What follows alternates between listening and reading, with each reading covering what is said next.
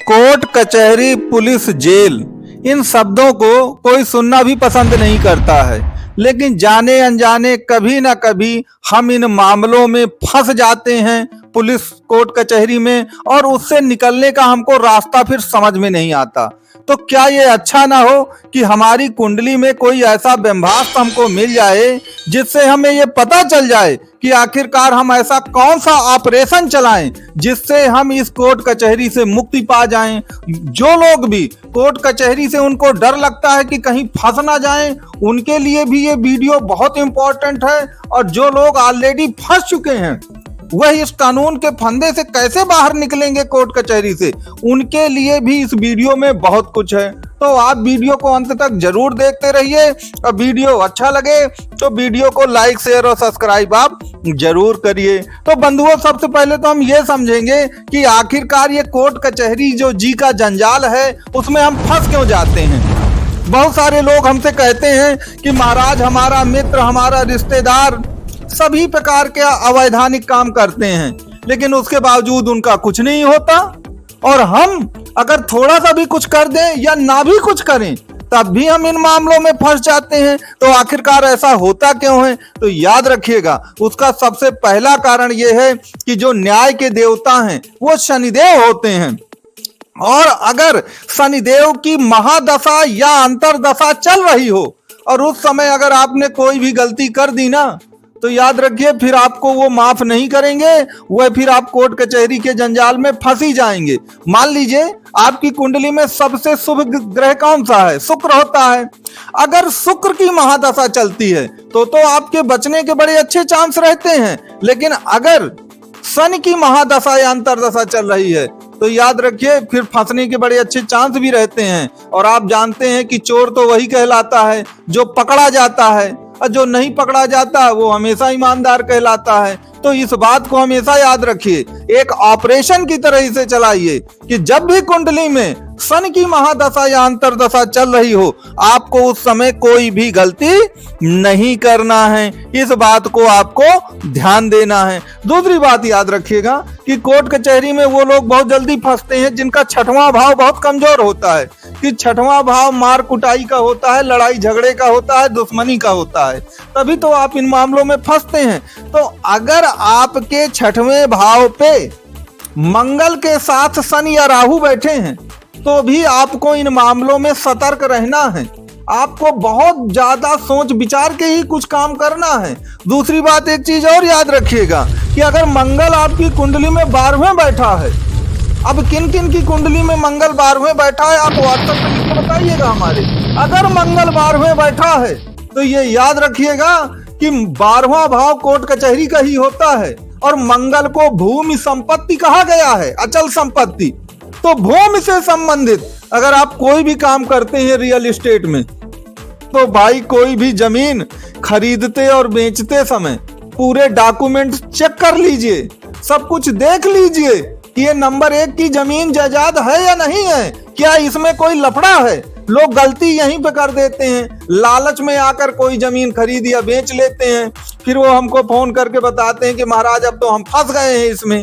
तो पहले से आप इन सब बातों का ख्याल रखें कि अगर आपकी कुंडली में मंगल खराब है, मंगल 12वें बैठे हैं, मंगल 8वें बैठे हैं, मंगल शनि या राहु के साथ बैठे हैं, मंगल या नीच के हैं, तो भाई आपको जमीन जायदाद के मसले पर ठोक ठोक के कदम रखना चाहिए, अन्यथा बात वहां पर बिगड़ जाएगी। तीसरी बात याद रखिएगा कि राहु देव आपको बहुत बड़े बड़े सपने दिखाते हैं, और राहु जो होता है मन में लालच बहुत पैदा करता है। तो यदि राहु आपकी कुंडली में 6वें या 12वें बैठे हैं तो बहुत मुंगेरी लाल के सपने आप मत बनाइएगा, क्योंकि मंगल आपको लालच में फंसा देगा। तो कोई भी काम करते समय उसमें क्या क्या आगे हो सकता है उसके बारे में भी विचार करिएगा, तभी उस काम को करिएगा, ये ध्यान दीजिएगा। अब मान लीजिए ये तो हमने बताया कि अगर इस तरह के सीक्वेंस आपकी कुंडली में हैं, देखें और भी ज्यादा योग बन सकते हैं कुंडली में, वह आपकी कुंडली को पूरी तरह से देखकर ही बताया जा सकता है कि आपकी कुंडली में अन्य कौन कौन से योग इस तरह के बन सकते हैं। नंबर 1 पर मान लीजिए कि अगर आप फंस ही गए हैं तो अब क्या करें? बहुत सारे लोग हमसे कहते हैं कि महाराज मान लीजिए हम फंस ही जाएं, तो आखिरकार तब हमको कौन से उपाय करने चाहिए। तो देखिए, सबसे पहली बात याद रखिए कि यदि आप कोर्ट कचहरी के मामले में फंस गए हैं तो मांस और मदिरा जो है वो आपको त्यागनी होगी। क्योंकि देखिए, मांस और मदिरा, ये नशा जो पत्ती है, ये राहु का क्षेत्र है, तो राहु आपको निकालेगा नहीं वहां से, राहु आपको और फंसाएगा। तो इस मांस और मदिरा को आपको त्यागना होगा। नंबर 2, राहु आपको एक शर्त पे बचा सकता है। राहु को द प्लानेट ऑफ सीक्रेट कहते हैं, सबसे गुप्त ग्रह कहते हैं। और राहु कभी भी अपनी प्लानिंग किसी को नहीं बताता है, अपने राज किसी को नहीं बताता है। तो आपको करना क्या है कि आप अपनी प्लानिंग, आप अपने राज गुप्त रहस्य ना किसी को बताएं। दिक्कत यही होती है कि हम अपनी बातें किसी को फोन से कह देते हैं, किसी को मैसेज से कह देते हैं, किसी के वीडियो रिकॉर्ड में हम आ जाते हैं। तो फिर क्या होता है, फिर तो आपको फंस ही जाना है, 100% आप फंसेंगे। तो राहु कहता है कि इन सब बातों से बिल्कुल बच के रहिए।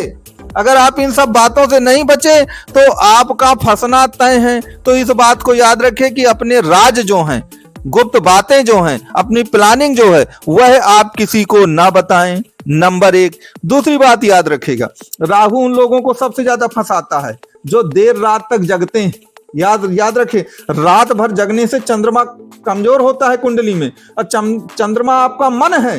अगर आप मन से टूट जाएंगे तो फिर आप कैसे लड़ेंगे? कोर्ट कचहरी लड़ने के लिए बहुत बड़ा जिगरा चाहिए आपको, फिर वो जिगरा कहां से आएगा आपके पास?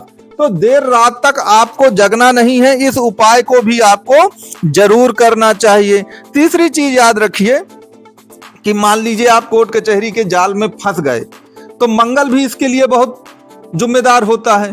तो मंगल का रंग लाल है, तो जो भी आपकी कोर्ट कचहरी की फाइल है, आप उस फाइल को लीजिए, उसको लाल धागे में आपको बांधना है और उस लाल फाइल को हनुमान जी के सामने आपको रख देना है, ठीक है? और उस फाइल का धागा आपको उसी दिन खोलना है जिस दिन आपकी कोर्ट में पेशी हो या तारीख लगी हो। इस उपाय को आप करिए, इससे भी आपको राहत मिलेगी जरूर। तो बंधुओं, ये जितने भी उपाय हमने आपको बताए हैं, याद रखिएगा, यह आपकी कुंडली में तभी लागू होते हैं जब जो योग हमने बताए हैं उस तरह का कोई मामला आपकी कुंडली में बन रहा हो। अगर आपकी कुंडली में कुछ अलग से योग हैं तो उनके लिए कुछ अलग रेमेडीज या अलग उपाय हो सकते हैं। आप लोग कमेंट बॉक्स में ये लिखकर जरूर बताइएगा कि कितने ऐसे जातक हैं मकर राशि के जो कानूनी पचड़ों में फंसे हुए हैं, और अपनी बर्थ डिटेल को शेयर करिएगा। तो उसके अनुसार आपको क्या क्या उपाय करने होंगे वो हम आपको निश्चित तौर पर बता देंगे, और जिससे आपकी दिक्कतें खत्म होंगी।